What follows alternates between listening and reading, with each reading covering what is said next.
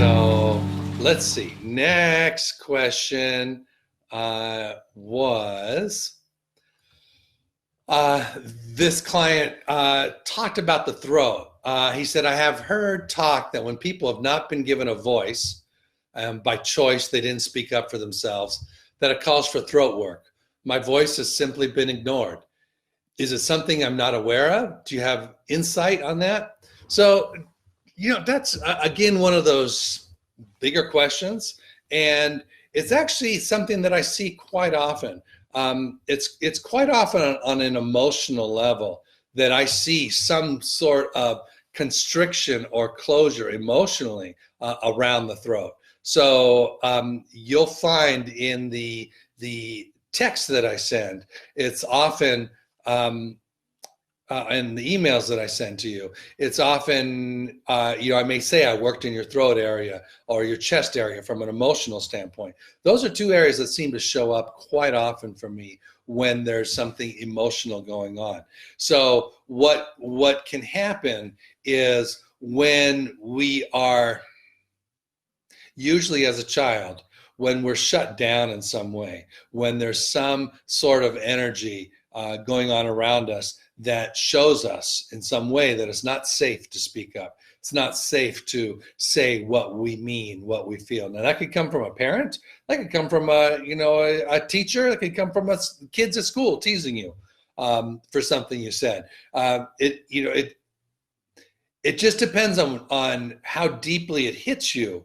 That could cause you to then create the belief that you shouldn't. It's dangerous to speak up. It's dangerous to say how you feel, or it's not safe. And so that you begin on an energetic level to close down yourself.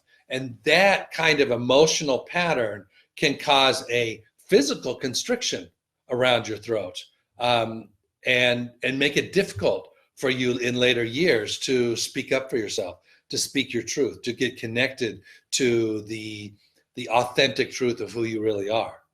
And so it's not uncommon for me to see that and work on that. Some of the things that I've actually, hear a lot of feedback from clients that they're able to speak up more.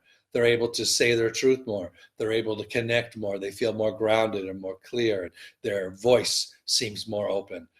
Sometimes they'll even have a physical change where their voice will feel more resonant and they will feel it less constricted. So yes, absolutely. You can close yourself down, you can close your throat down, and you can make it just that much more difficult for you to speak your truth and speak up for yourself. But all that's changeable. That's something I can help with. And it's also something, that's where therapists come in, and psychologists and psychiatrists and, et cetera, who also help you. And there's many, many ways to get to the deeper core of that and help shift that. My way is one way. And although we don't, with my way, I'm just working in the energy patterns. I'm just looking at the actual emotional pattern and where it connects. I won't know the story about it. And that's where you find the story is usually in therapy.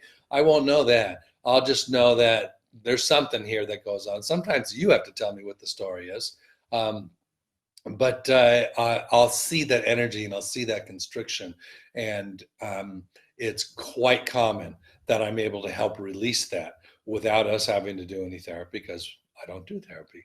But quite often I'll be able to help release that so that you will notice that you're no longer responding in the same way. You'll notice that you are more open and you're no longer triggered by the same things that may have triggered you before.